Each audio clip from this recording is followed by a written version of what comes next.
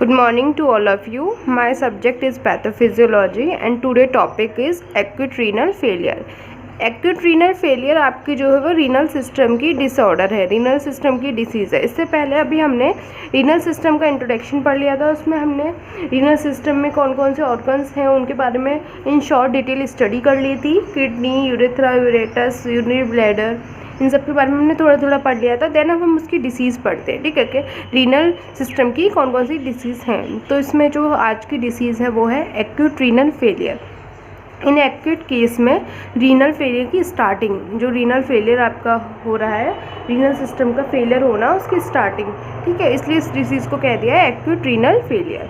इसमें होता क्या है, एक्यूट रीनल फेलियर और एक्यूट किडनी फेलियर दोनों एक ही है। उसको हम एक्यूट रीनल फेलियर बोलते हैं या एक्यूट किडनी फेलियर बोलते हैं, बात एक ही है। Occurs when kidney suddenly become unable to filter waste product from blood. इसमें क्या होता है कि जो हमारा किडनी है, किडनी का मेन वर्क होता है कि आपका फिल्ट्रेशन का वर्क होता है, ठीक है, फिल्ट्रेशन करके वो आपका waste product as a urine pass out करती है थ्रू दी बॉडी।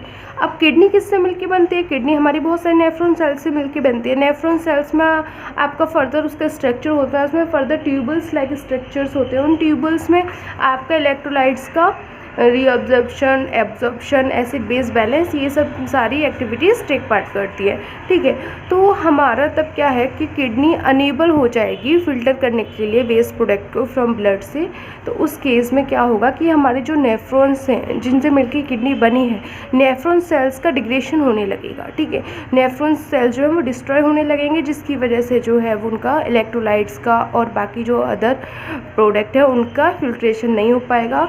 और बहुत सारे नेफ्रॉन अगर एक पर्टिकुलर उस पर डैमेज हो जाएंगे तो वो फिर किडनी फेलियर वाली कंडीशन आपकी आ जाएगी। तो इस वाली डिसीज़ में क्या होता है कि जो किडनी आपका, किडनी का मेन वर्क होता है फिल्ट्रेशन का, वो फिल्टर नहीं कर पाती, अनेबल हो जाती है to filter product from waste product from blood से हमारा फिल्ट्रेशन का वर्क नहीं हो पाता। बिकॉज क्योंकि किडनी किससे मिलकर बनी है? किडनी हमारी नेफ्रॉन सेल्स से मिलकर बनी है। नेफ्रॉन सेल्स एक पर्टिकुलर टाइम पे आके डैमेज हो जाते हैं। अब उसके भी अपने कॉजेज़ हो सकते हैं, किसी मेडिसिन के एडवर्स इफेक्ट से या अपना कोई डिसीज़ हो, तो उसके भी अपने फर्दर कॉजेज़ हैं, वो हम आगे फर्दर डिस्कस करेंगे। बट यहाँ पे क्या है कि जो किडनी का मेन वर्क होता है वो अपना वर्क नहीं कर पाती है। When kidney lose their filtering ability, मतलब जो किडनी का मेन फंक्शन है फिल्टरिंग का वो नहीं कर पाती, वो अपनी जो फिल्टरिंग एक्टिविटी है वो लूज़ कर देती है।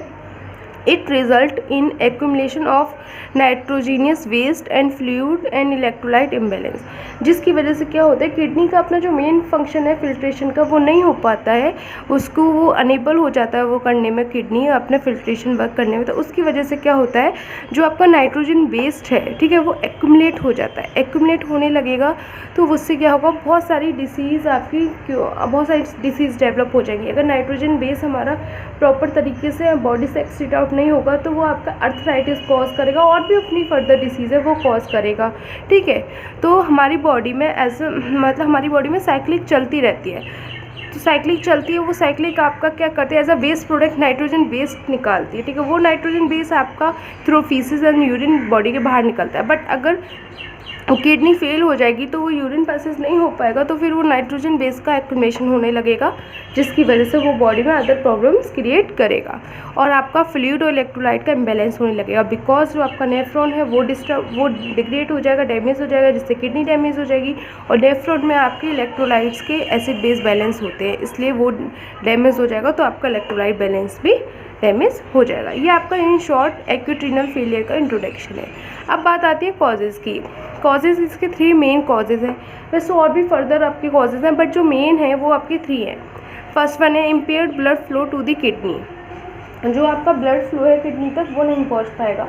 अब उसके अपनी फर्दर और भी वजह हो सकती हैं। वो आपकी वजह है कि ब्लड प्रेशर की मेडिसिन चल रही है, उसकी वजह से ब्लड प्रेशर की मेडिसिन, हार्ट वाली जितनी भी मेडिसिन है वो कोरिलेट करेंगी अब किडनी से। तो वहाँ पे अगर लगातार ईयर्स बहुत सारी मतलब सालों से कोई दवा चल रही है तो वो कहीं ना कहीं भाई साइड इफ़ेक्ट तो प्रोड्यूस करेगी, तो वो फिर किडनी फेलियर होने के चांसेस बन सकते हैं, ठीक है।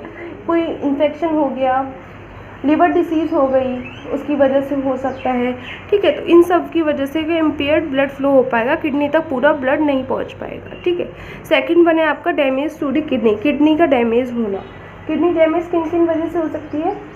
किडनी डैमेज इस वजह से होती है कि कोई ब्लड क्लॉट आ गया आर्टरीज और वेन्स में, ठीक है, कोई स्टोन हो गया, उसकी वजह से स्टोन हो जाएगा तो वो आगे प्रेशर बढ़ेगा, प्रेशर की वजह से किडनी डिस्ट्रॉय भी हो सकती है आपकी। तो ये सब कोलेस्ट्रॉल लेवल डिपॉजिट हो गया आपका ब्लड उसमें, ब्लड वेसल्स में, ये सब हो गया, ठीक है। और अदर आपकी जो मेडिसिन है, एंटीबायोटिक्स, हैवी एंटीबायोटिक्स की वजह से हो जाता है ये, ठीक है।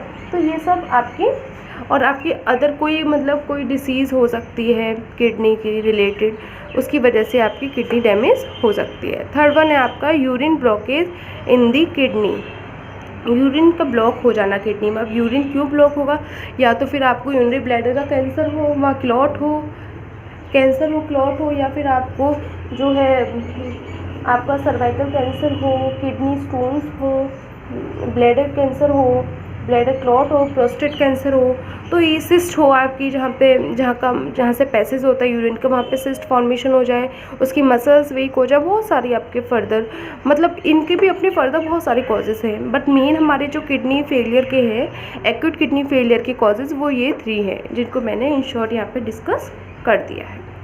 अब आपकी नेक्स्ट हेडिंग आती है symptoms of acute renal failure, मतलब कौन कौन से सिम्टम्स शो हो सकते हैं जिनसे हम पता कर सकते हैं कि हमको किडनी डिसीज़ होने वाली है। तो आपका डिक्रीज यूरिन आउटपुट, जो यूरिन का जो अमाउंट है वो डिक्रीज़ हो जाएगा, ठीक है, कम आने लगेगा आपको यूरिन।